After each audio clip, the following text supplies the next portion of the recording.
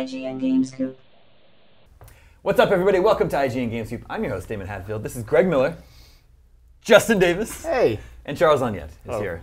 So Valve has confirmed they're jumping into hardware development. We've been hearing rumors about this for months now, since I think March of this year. The Steam box. We first heard about the Steam box. That's what it is, right, Charles? They've confirmed it? That has not been So confirmed. they actually didn't. They're hiring. They're Yes. hiring a position, and that's how some of this leaked out. And it's for hardware. They have not actually confirmed that they're making a console, correct? They're just Right. making some sort of hardware. Does it say? Do you have the exact quote there? Which on their job listing? Yeah. So they're looking for an industrial designer. Says the It job could listing. be you. It could be. The job listing says, we're frustrated by the lack of innovation in the computer hardware space, so we're jumping in.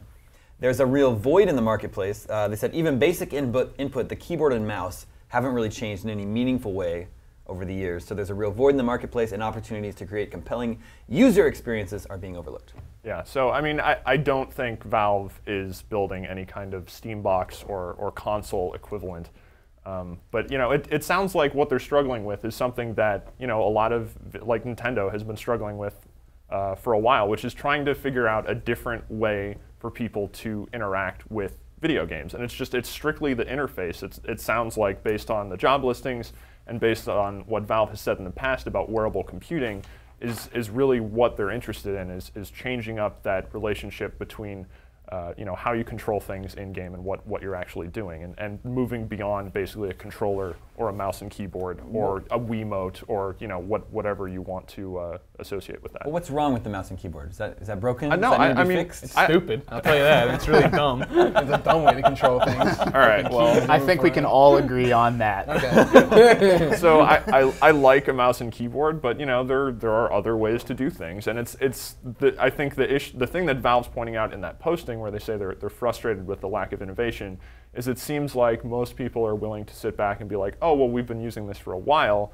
we'll just keep using it, and we'll just keep building games for it, and so you don't see that dramatic offshoot into a different direction for where games can really go into, like, alternate reality type stuff where you have overlays in front of where you're looking at that ties into the experience. I don't know exactly how that would necessarily work. Yeah.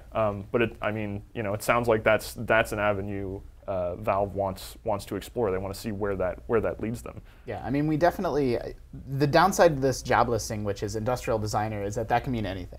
So we have sort of the hints that the job listings say, but industrial design is used for everything. It's used for chairs. It's used for anything that exists in the real world. Any physical object. There's been a lack of development in gaming chairs. But it's true. Like, this table and the chairs we're sitting on were designed by an industrial designer, and so What about this coffee mug?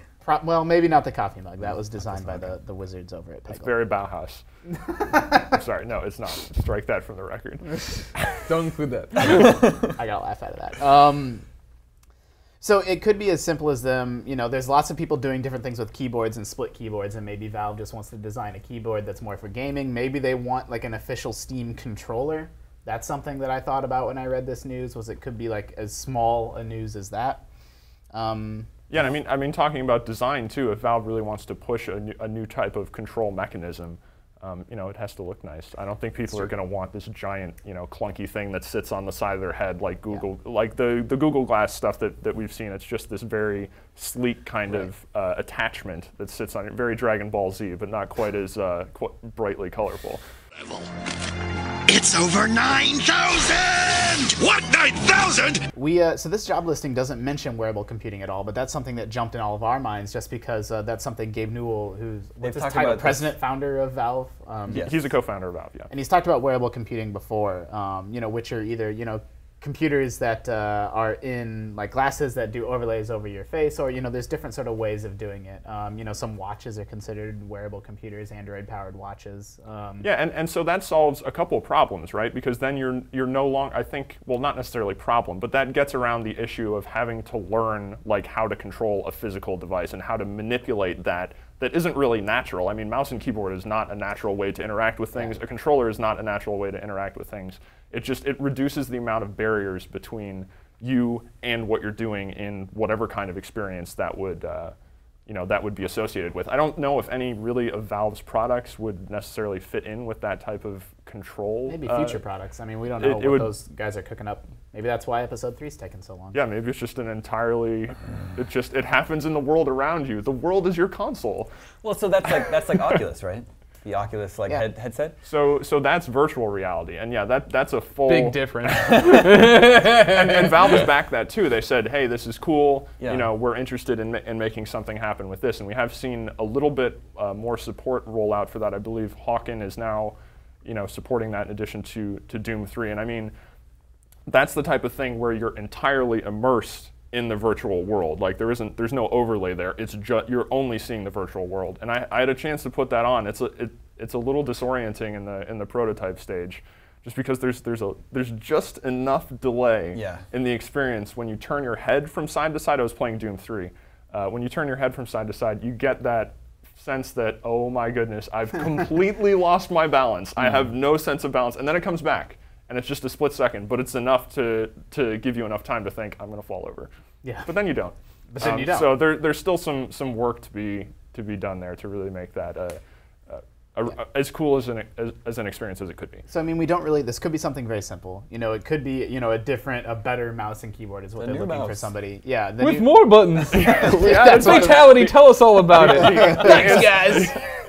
The answer when is I'm not. fragging rocks in Guild Wars 2. That was such a cross-cultural hodgepodge of references. Fatality gets around. He's all over the place. What's Fatality up to these days? He's living off that Skype money. He did that horrible PlayStation Vita Skype commercial. Yeah, and I mean, I don't think the answer is to add more buttons. That it's going to be a simplification, a streamlining of the process, and like what Nintendo has tried to do. Although they've gone in a weird direction with Wii U. Yeah. But it seems to be what a lot of people are thinking of, and like with Kinect, and to a lesser extent, Move. in terms of degrees of success there. Yeah, you make a great point about the keyboard and mouse. There's nothing wrong with it as a gaming input. Obviously millions and millions of gamers like gaming with WASD and a mouse. But it wasn't something that was made for games. Games have developed in a way that they're shaped and fitted to work with this interface instead of something designed from the ground up with a game interface in mind. And that's something that's always on my mind as the mobile editor, because people talk about, I don't like gaming on a touch screen. My iPad wasn't made for video games. I'm like, well, the keyboard and mouse wasn't made for video games either. But it's up to the designers to make that work for the interface. So if a company like Valve that has really deep pockets and the ability to sort of think big and do whatever they want, who the heck knows what they're cooking up over there. Yeah, but. And the other advantage too is if it is some wearable computing with a virtual overlay of some kind, who says that's necessarily restricted to application for games? Who knows how big Valve is really thinking. Mm-hmm. That's very true. In those terms, they could go far beyond that. It's like, hey, guess what? We made the best wearable computing solution out there. Yeah. Everyone use this, like everyone, not just. So wearable people computing has lots of applications in the medical field. We're seeing Kinects being used in medicine. It's got a lot of applications in the military as well. There's definitely, I don't know what the heck. I don't think they're planning on making wearable computers for, next generation soldiers. But, it's cool. It's cool stuff. Is there any precedence for software, like gaming software companies moving into hardware? Starting with software first, then moving into hardware? I was trying to think of something, but I couldn't. Well, I mean, various companies like, Microsoft, coming out with Xbox after not being really present in that space. Yeah, I guess if we're talking about that kind of thing. Mad Cats went the other way. That's what I was going to say. They made their peripherals, now they make some games. What games do they make? I mean, they They're have doing a- the have a jet World War one. II Yeah, the shooter coming dogfighter out. one that's out right now. Really? Yeah. I mean, yeah, companies will weave in and out as like Sega is like, whoops, that didn't work, and Right. then Microsoft comes in, it's like, hey, we're going to give this a shot, and they wound up being pretty successful with it. Yeah. I don't think Valve is interested in taking that angle. Yeah. I mean, there's it Red seem- Links with Guitar Hero. There's examples. But yeah, it seems like with Valve, with this listing and what they've said in the past about wearable computing, they're much more interested in broad-reaching solutions instead of trying to kind of take, because they already have such a big sector of the PC market that's been closed off with Steam, and they have that platform, and they keep trying to open up, like with Greenlight, and they're just like, there's too much coming in. We need to broaden this out. Can you explain to me what Greenlight is? This is like now indie games, in order to get onto Steam, they have to be upvoted through Greenlight. Is that correct? Sort of. Well, so so Valve isn't basically as involved in the submission process, because I don't know what the exact numbers are behind the scenes there, but I imagine they were overwhelmed with people being like, I need this game on Steam, you know, figure out if it's good enough or not to be on there. And this is just a way to kind of hand over some of that work, basically, to the community, much like they've done with letting people profit from creations for Team Fortress 2 and Dota, where they submit designs and then they can actually profit off of them. It's just a way of Yeah, so Greenlight lets people, if you're a game maker and you've made a game, there's a lot of actually mobile games that have come out and been successful on mobile, and they're trying to get it released onto Steam, get a PC version out there. So you can submit your game, a trailer and screenshots and sort of your bullet points of what your game is, and then it's out there for the community to vote up. And you can thumb it up or thumb it down, and then if something gets enough thumbs up, then Valve, is it guaranteed that it gets on Steam at that point, or then they're like, well, you know, we'll seriously consider it? I'm not sure if it's a guarantee. In the system itself, I'm sure they have some sort of fail-safe in there that if, you know, big boobs get voted up, you know, they don't need to put Yeah. Is that on there? I haven't looked. It may be on there. It's tough to actually Hey search Gabe, through get on that stuff. controller, huh? Yeah. See you nerds later. You just float away. To that point, though, that may honestly be what, you know, drives through some kind of major innovation there. Oops. If it's related somewhat to that kind of sector of entertainment, then Well, isn't there something like the adult film industry has always pushed along new advancements in technology? What is that? The porn industry and the video game industry, actually, this is literally true. They pushed forward the internet more than any other category in terms of bandwidth requirements, in terms of, you know, flash video, in terms of streaming, and all the rest of it is led by pornography. Of course. And I mean, a lot of the innovation in this space, like especially with the 3D displays we're talking about, the Rift, like Oculus, like their display, at least according to John Carmack, was better than anything else. And it was, you know, Palmer Luckey who came up with this and developed this and was just obsessed with making this, you know, a really cool device. So yeah, you can see huge advances in something that some companies are pouring tons of money into. Like Sony, for instance, tried with their VR headset. You know, to make something kind of cool, and I guess that wasn't the greatest solution. Again, this is according to Carmack. I'm repeating what he told me, but because he knows. Have an original idea. He knows a lot more than I do. So, but yeah, I mean, you can see these big advances from spaces that you may not expect. Yeah. Charles, Justin, you've both been playing a lot of Guild Wars 2, and Greg, you've been seeing a lot of Guild Wars. I've seen some Guild Wars 2 as I go back to play Sleeping Dogs or pinball. Zen Pinball. Yeah, Zen Pinball. You like Guild Wars 2? I do. I've been playing a lot of Guild Wars 2. I really like it so far. Where are you in your review? I am. So I've been updating regularly a review in progress on IGN. I've played the game now for 112 hours. I'm level 72. I have a Guardian, Norn, and I'm. Is his name Norn? No, Norn is the race. Okay. He's basically human. I don't know why they're a separate race, actually. He looks very I'm human. larger, I live in the snow. They're like snow It's like the real humans. Charles. I know, right? That's why I picked Norn. But yeah, I mean, I think the game, it does a lot of things right. It tries to eliminate the grind elements as much as possible and make it very easy for people to get together and to enjoy a social kind of experience, whether that's just a kind of skill-less event system where things just happen around the world in Guild Wars 2. Like Giant Demon will show up on a mountainside and the game's like, go here, and it just drops a whole bunch of arrows on screen and notifications that it's like, you should go to this area. So you go there, you fight a huge demon, there are other people there, and then you get rewards for it. You don't have to jump through a bunch of, oh, well, are we on the same, you know, level of progress on this quest chain? Yeah. I think you need to reset. Okay, re-invite me to the group. Nope, that didn't work. All right, switch from overflow to this, and it's like that. It just works. Like you get there, you fight the demon, you get your stuff, and you have fun. And then if you want the more structured content, that's also there with dungeons, where you actually do run into some of those group making issues. That hasn't been flawless. There That's are been a few pretty bad, quests, actually. but what I like about it is that it's not really very quest-based. It's like Charles said, it's very dynamic, event-driven. So yeah, you'll just see something pop up in the world, and it's not always like a giant demon. It might be like, you know, they're trying to get this convoy is trying to get from point A to point B, so defend them. And so then you go do that. Then when they get to point B, it's like, well, now there's a big boss, and by then, you know, there's dozens of people there all fighting, and you all work together. And then when it's over, you just disperse. It's very friendly about how you cooperate with people. In other MMOs, it's a big fight.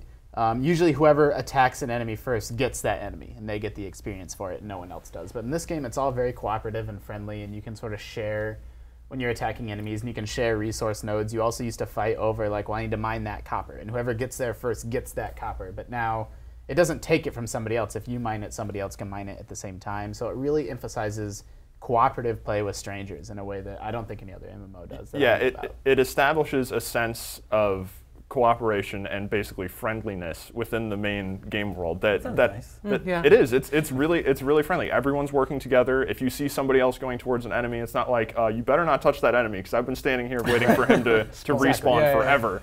And it's like you can both just kill him and you both get rewards. You know, it's the type of cooperation. And killing together, that's how friendships are made. Also, my little rabbit is adorable. My rabbit character. Yeah. I made a little rabbit. She's got red hair and blue eyes. She's sexy? She's got big floppy ears. It is not a sexy oh, rabbit. you made Nasura. You made Nasura. Asura. Okay. I made the race is called Asura, but they're basically little rabbit people. Okay. And I gave her. You have options in character creation, and I gave her the biggest, floppiest ears possible. She's so adorable.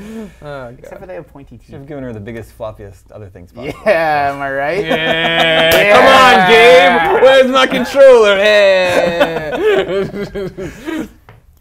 Charles, while I have you here, this is a question from one of our listeners, Bobby O'Hare. He says, I want to be a PC gamer. Okay. Ever since I heard of Steam. I've been wondering what's a good PC for a person like me in the $300 to $400 price range. Well, I mean, so the answer to that is not simple. It's pretty cheap. It requires research, and that's also cheaper than an iPad. That's really cheap for a You know computer. Probably, I would say more like Maybe he means pounds. Maybe this guy's British. You can get 500, maybe. Yeah, I'd say in the 500 to 600 range, you'd probably be looking at something pretty good. But I would have to go price out. I mean, you do have to do research. You have to go price out components. You can't just point at something. But you are saying you haven't. He'll need to build it himself.